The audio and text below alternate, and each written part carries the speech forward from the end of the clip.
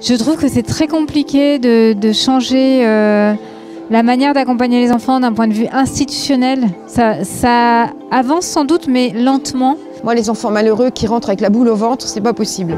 Qui rentrent en classe aussi avec la boule au ventre.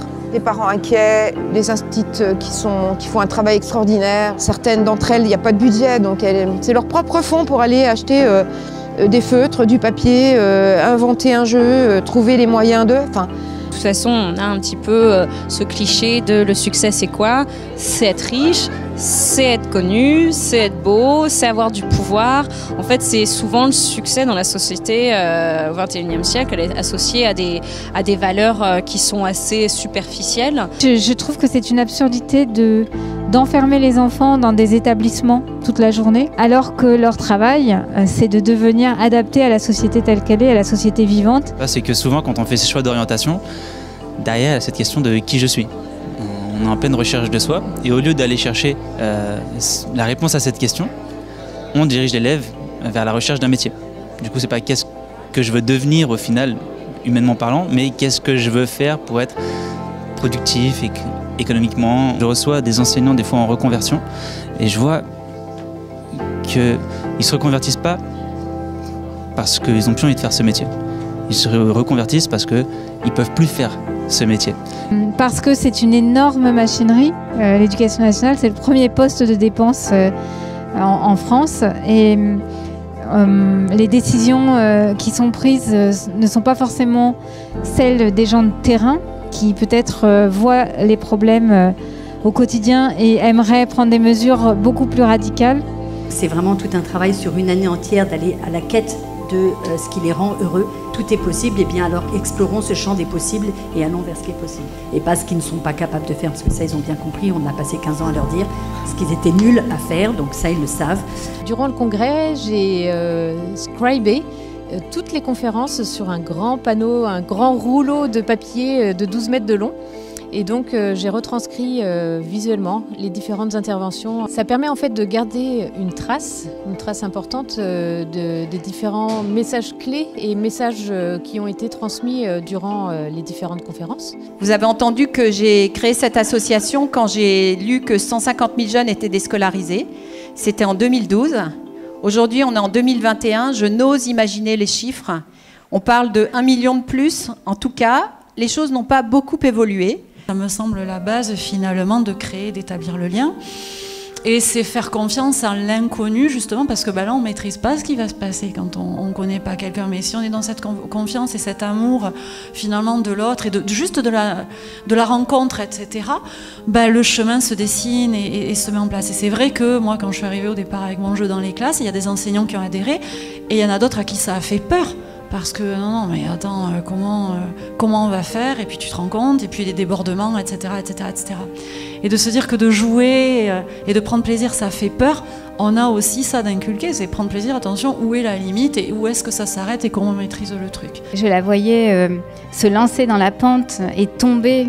Et le vélo, c'est lourd quand il faut le remonter en haut de la pente, mais elle recommençait. Les bobos ou les échecs n'étaient absolument rien comparé à sa détermination d'acquérir cette compétence. Quand on se dit que cette force-là, il peut l'avoir sur des terrains d'apprentissage multiples, eh bien, à un moment donné, on peut juste se poser la question de comment est-ce qu'on va se mettre au service de ça, au service de cette énergie-là.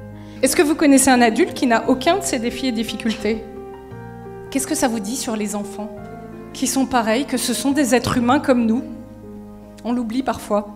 Est-ce que vous pensez qu'en faisant de la discipline positive et en étant encourageant, il n'y aura plus de défis et de difficultés? Il y en aura toujours. Ça, c'est la mauvaise nouvelle. La bonne nouvelle, c'est que les défis et les difficultés, on va les regarder autrement. J'ai adoré aussi les petites expériences de temps de relaxation qu'on a eues avec Sandra, si je ne m'abuse, son prénom. J'ai trouvé que c'était très concret aussi de nous mettre dans cet état d'esprit. Passe à un autre langage intérieur. Ah, ça fait du bien, non? Juste ça. On fait un petit peu monter le sang au cerveau, on va en avoir besoin pour la suite de la journée. tous les outils du coaching aussi qu'on utilise, qui ont fait des merveilles dans les entreprises, je pense que ce serait bien de les mettre à disposition des enseignants. Et je pense que les enseignants manquent de compétences socio-émotionnelles, ou en tout cas ne sont pas assez formés à ça. Il n'y a aucune raison qu'en France, les Français aient moins confiance en eux. Et je pense que c'est vraiment lié à notre mode d'éducation, que ce soit en tant que parents ou que ce soit en tant qu'enseignants. On a des choses à apprendre et nous, ces choses, on les a apprises, on les a mises en pratique. Notre méthode, elle est éprouvée. Alors moi je suis coach et parfois on ne sait pas très bien ce que c'est que le coaching. Donc le coaching c'est vraiment une personne qui est là pour t'aider à travers des transitions de vie, à amener des changements dans ta vie. On part d'une analyse du présent pour t'aider à créer ton avenir, contrairement à la thérapie où on est plutôt dans l'analyse du passé pour comprendre ce qui se passe au présent. Parfois l'écoute est la meilleure conseillère et je pense que c'est important de pouvoir nourrir la confiance que chacun détient ses propres solutions.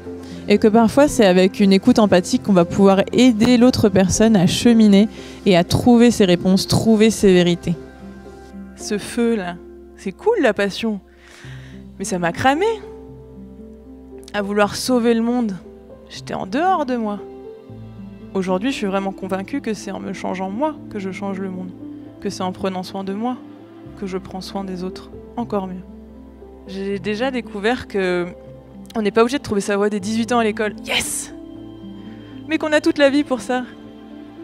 Tiens, les enfants, ils vont inventer une pratique de joie et ça va leur donner une grande joie et ils vont connaître la joie de donner. Et la joie d'être responsable d'un climat de classe merveilleux, enchanteur, harmonieux. Oh, mais je pense que jamais ils vont l'oublier. Et s'ils ne l'oublient pas, qu'est-ce que ça fait? Qu'est-ce que ça fait? Ça fait une société heureuse pour le futur. Ça fait une société à l'écoute des besoins des autres. Personnellement, j'avais envie de le dire aux enfants, que la joie, elle est intérieure, qu'elle ne dépend pas de l'extérieur et qu'elle se partage. J'avais aussi envie de leur dire que la joie, on peut la perdre, mais qu'on peut la retrouver, mais qu'on peut la perdre, mais qu'on peut la retrouver, mais qu'on peut la perdre, mais qu'on peut la retrouver, mais qu'on peut la perdre, mais qu'on peut la retrouver, mais qu'on peut la perdre. Enfin, t'as compris?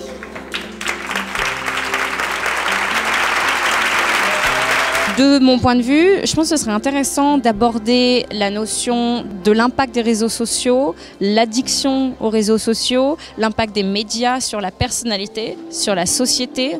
Et c'est toutes des notions qu'on devrait aborder, je pense, dans l'éducation et qui seraient vraiment positives pour les enfants. Expliquer à un jeune adolescent qu'est-ce que sont les biais cognitifs, pourquoi on est à même de croire quelque chose, pourquoi on croit particulièrement quelqu'un ou une information. L'enfant a besoin d'ordre. Ordre humain, ordre matériel, ordre extérieur. Il a besoin de mouvement, puisqu'il a à construire la coordination de son mouvement. Lorsqu'il arrive au monde, la coordination n'est pas construite, il doit la construire. De langage, évidemment, de relations. Nous sommes des êtres de relations, nous devons trouver un autre, et c'est peut-être le premier des besoins fondamentaux qui doit être satisfait chez l'enfant. Et puis, il a besoin d'expériences sensorielles. Dans les centres, qui forment nos futurs enseignants avant qu'ils soient sur le terrain? Avant qu'ils soient sur le terrain. Vous êtes d'accord? Ben oui. Oui, c'était le début. Merci. C'est-à-dire qu'avec toute la bonne énergie que vous avez, toute l'envie que vous avez de les aider, à un moment donné, vous pouvez vous retrouver avec des enfants où ça coince et vous n'êtes pas formé pour ça. Et c'est ça qu'il faut venir chercher. Ensuite, en fonction de comment se passe la grossesse, eh bien l'enfant va avoir plus ou moins de compétences émotionnelles. On sait par exemple qu'une maman qui bouge beaucoup, qui fait du mouvement pendant la grossesse, eh bien elle va avoir un enfant qui va réguler mieux ses émotions quand il aura 6 ans qu'une maman qui ne bouge pas beaucoup. La quantité d'oméga 3, la nourriture que va prendre la maman pendant la grossesse va aussi impacter l'intelligence émotionnelle de l'enfant. Heureusement, on peut tout réparer. Alors, selon moi, les priorités éducatives aujourd'hui en 2021 pour, je l'espère, les décennies à venir, c'est celle évidemment de reconnecter l'école à la nature, au vivant. Ça, c'est un point essentiel. Il y a une idée folle, celle évidemment de réinventer l'école, mais celle peut-être d'aller sur le terrain finalement d'une terre polaire pour effectivement eh bien, aller enquêter, aller investiguer vraiment sur place. Sur le glacier par exemple, je me sentais toute petite par rapport à la grande étendue de glace et de neige. Et cette beauté, j'avais envie de la préserver. Et si on continue à faire ces malheurs, en fait, bah, le problème c'est que ça va disparaître. Qui dit orthographe dit grammaire et dit conjugaison, donc c'est pas des mots que j'aime, moi non plus. Mais je m'y suis attaquée et ça m'a pris 15 ans de ma vie pour essayer de simplifier au maximum cette grammaire française et de permettre à tous les enfants de pouvoir progresser. Nous devons laisser aux enfants au moins, entre 3 et 6 ans, au moins 3 heures d'activité autonome, sans interruption, le matin et l'après-midi. Parce que notre objectif, c'est permettre aux enfants de pouvoir se concentrer. Vous voyez, et ça, c'est la plus grande découverte pour moi de Maria Montessori. Elle a découvert qu'à travers la concentration, eh bien, l'enfant se construisait intérieurement et développait son sens social. Et j'ai créé une école dans le Vaucluse qui a duré 7 ans. Il y avait 15 élèves par classe, ça faisait 75 élèves et 15 chats qui se promenaient dans toute l'école, entièrement libres de sortir dans la rue s'ils le voulaient. On ne faisait pas prendre de notes, on faisait le cours et on aidait après l'enfant à faire ses devoirs en classe grâce aux documents qu'il avait sous les yeux, parce que le but, ça n'est pas de copier bêtement un cours, ce qui est déjà écrit dans les manuels et qui est fort bien écrit, c'est de le comprendre, de pouvoir l'analyser et de développer son esprit critique. La différence entre le compliment et l'encouragement. Le compliment, ça va être je suis fier de toi. L'encouragement, ça peut être tu peux être fier de toi. L'encouragement, ça va être j'ai vu que tu avais fait ce dessin. Le compliment, ça va être waouh, ton dessin est merveilleux. Le compliment, il va être vraiment centré sur la personne, sur le résultat. On va mettre beaucoup de superlatifs. C'est comme des bonbons, ça brille, c'est bon, ça fait du bien. Le compliment, ça va être plus descriptif, plus... L'idée, ça va être d'insuffler de la force et du courage avec l'encouragement. Ça va viser à développer des compétences sur le long terme, quand le compliment va être un petit plaisir sur le moment, mais ne construit pas la confiance en soi et l'estime de soi sur le long terme. Travailler avec les enfants sur le corps, le cœur et l'esprit, de travailler bien ces 3 éléments pour que l'enfant puisse apprendre dans de bonnes conditions et ait envie de devenir un adulte épanoui. Ce que nous souhaiterions, c'est qu'il y ait beaucoup plus de coopération pour retrouver ces petits astres lumineux que l'on cherche tous lorsqu'on s'engage dans l'enseignement et la pédagogie. Nous avons un cerveau qui est fait pour apprendre. Comment je peux être plus heureux? Comment je peux rendre l'enfant en face de moi plus heureux? Capable, tu peux y arriver. Ça, c'est vraiment le message de l'académie. Fais ce que tu aimes et fonce. Je me rends compte qu'il y a plein de gens qui ont envie de faire des choses différemment, avec leur cœur, avec vraiment une vision bien plus large que ce qu'on peut avoir individuellement. C'est au-delà de séminaires, de lectures, de partage de théories. L'éducation actuelle bouge et ça fait plaisir. Et puis c'est vrai que l'énergie véhiculée par tout ce beau projet fait que très vite on se sent dans un vrai groupe, très en lien les uns avec les autres. Donc c'est une très belle expérience. Des rencontres, des prises de bec des fois. Mais c'est bien aussi de confronter les idées. Voilà, très polyvalent, c'est riche. Il y a beaucoup de partage et de joie. On a besoin de se rencontrer, on a besoin de se regrouper et on a besoin d'être les pieds dans les bottes et de ne pas se tergiverser la tête plus que ça, c'est du concret qu'il nous faut. On a passé vraiment un super moment. C'est la première édition qu'on organise à Paris. Et, donc c'était notre 3e édition à Montpellier, c'est notre 4e édition du Congrès Innovation de l'Éducation. Et donc la première fois à Paris.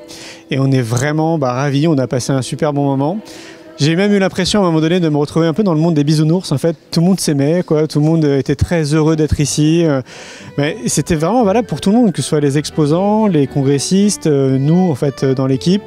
Enfin voilà, je crois que tout le monde est unanime, quoi. Il y a eu beaucoup de bienveillance, beaucoup d'empathie, beaucoup d'amour. Je crois que ça fait du bien à tout le monde, en fait, de vivre cet événement. Ça faisait quand même 1 an et demi qu'on l'attendait parce que du coup, on l'a décalé à cause du contexte qui est un peu compliqué, que tout le monde connaît. Donc ouais, on est content. Vraiment, on a passé 2 jours qui sont passés à une vitesse assez hallucinante. En termes d'organisation, nous on sent que maintenant on est rodé en fait dans l'organisation. Donc ça nous fait plaisir parce que c'était pas forcément notre métier d'origine. Nous on s'est lancé là-dedans alors qu'on a suivi une espèce d'intuition collective et on voit que ça y est, on tient quelque chose qui tient la route. Donc on était même en train de réfléchir, pas plus tard qu'hier, à essayer de dupliquer en fait le congrès et se dire là on l'a fait à Paris, on le faisait à Montpellier, pourquoi pas le faire à Lyon, pourquoi pas le faire à Bruxelles en Belgique. Donc voilà, on était dans ces réflexions pas plus tard qu'il y a 24 heures. Que dire de plus que faut remercier tout le monde, faut remercier vraiment toutes les personnes qui ont participé à l'organisation de ce congrès, que ce soit les bénévoles, que ce soit les congressistes, que ce soit les techniciens, les conférenciers. Pour moi c'est une réussite collective quoi. Alors oui, nous on l'organise, on met de l'énergie pour que ça se passe bien, on communique, mais on voit bien que sur place c'est quand même une énergie collective qui participe à une ambiance collective positive. Et donc merci à tout le monde, merci la vie comme je dis très souvent.